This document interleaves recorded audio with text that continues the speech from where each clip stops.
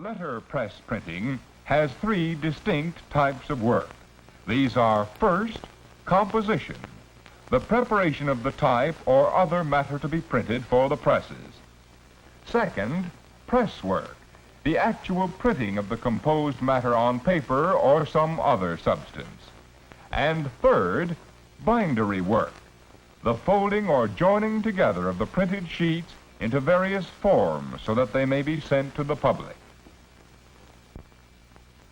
In the composing room of a good-sized printing firm, the duties are divided among several employees, specializing in various phases of the work.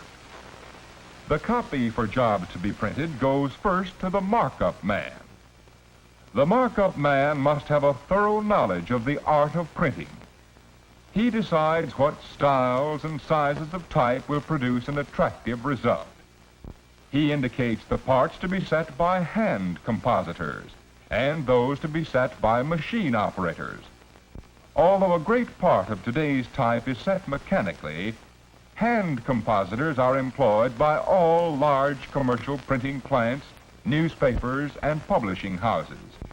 Hand compositors usually set the large type, called display line, used in advertisements and other printed matter. Hand composition offers opportunities for artistic expression.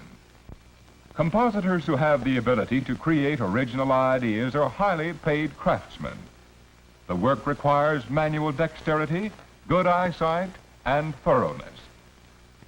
Linotypes and other typesetting machines are used for the part of the copy called straight matter, consisting of many lines of the same length and size of type.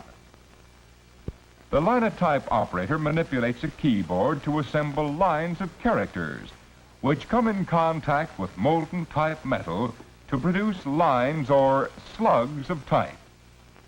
These slugs are molded in the length required by the job. They are the right height for the presses, and the words are spaced correctly in the line.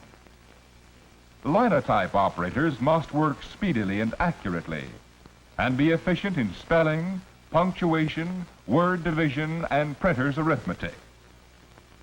Some printing firms have monotype machines, which consist of two separate units, the keyboard and the casting machine.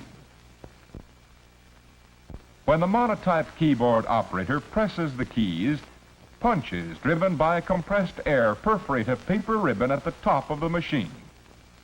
When the operator finishes, the ribbon is removed and placed in the casting machine.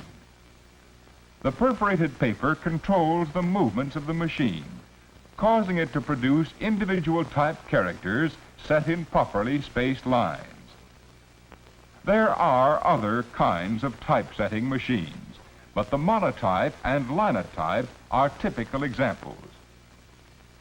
When a page of type has been set either by machine or by hand, it is placed in a small proof press and printed on a large piece of paper. This leaves wide margins around the type where the proofreader indicates mistakes to be corrected. It is the proofreader's responsibility to find all errors in spelling, punctuation, and typography. Large plants employ persons, usually women, who do nothing but proofread. But in some shops, this job may be done by the foreman or head operator. After mistakes have been corrected, all the type and engraved plates for a single page must be assembled. In large printing firms, this work is done by specialists called makeup men. In the lockup department, workers called stone men assemble many pages of type into single forms. But there are several different ways in which the matter to be printed is prepared for the presses. It all depends on the kind of press to be used. Platen presses are used on small jobs, such as letterheads or handbills. Some of these presses are hand-fed. On other small job presses, an ingenious device feeds the paper automatically. There are automatic cylinder presses for long runs of small work. In offset presses, the matter to be printed is first impressed from a zinc plate to a special rubber roller, then transferred to the paper.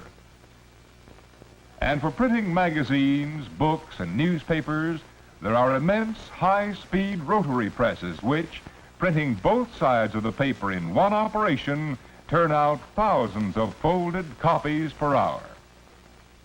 But no matter what kind of press is used, a pressman must be a skilled, conscientious worker. He is in charge of expensive machinery and materials, and the quality of the work produced depends on his ability. Before a job can be printed, the pressman must make ready, that is, compensate for inequalities of pressure of the paper against the plate. This is done by building up portions of the impression surface with thin pieces of paper cut to the proper shape so that the pressure is equalized.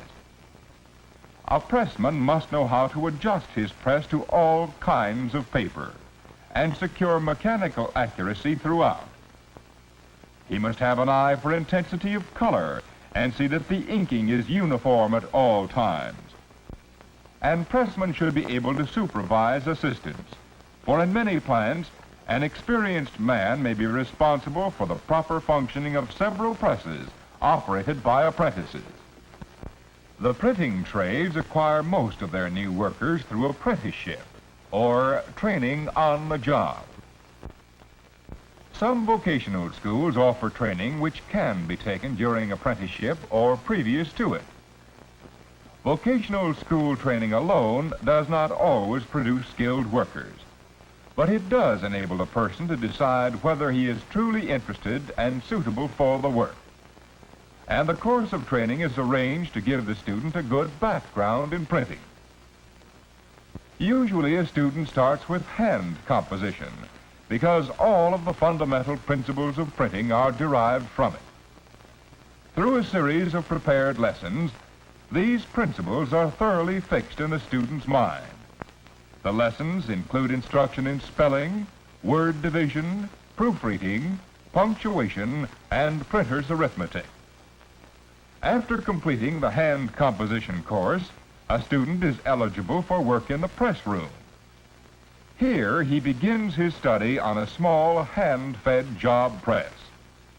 After mastering it, he is advanced to the small automatic presses.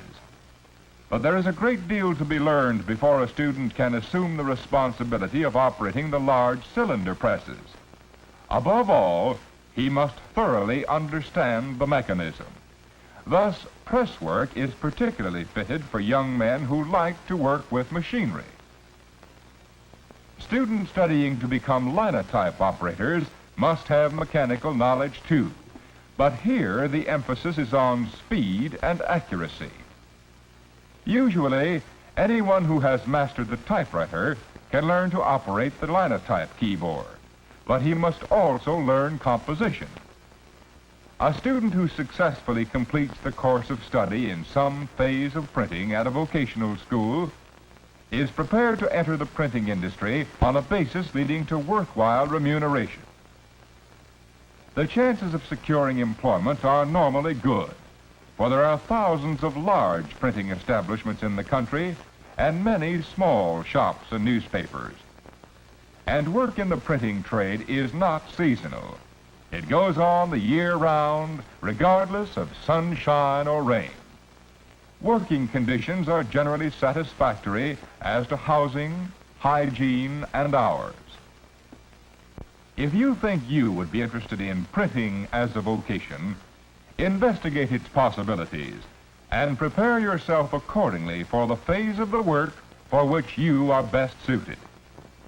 The printing industry needs young men and women in its composing rooms where thoughts and ideas are fashioned into type. It needs mechanically minded young men in its press rooms to operate the intricate machinery. It is a growing industry, high on the list of those offering stability of wages and employment, a high proportion of salaried positions, and real opportunities for advancement. Perhaps you will find a place for your tastes and talents in printing, a vocation offering splendid possibilities for your life work.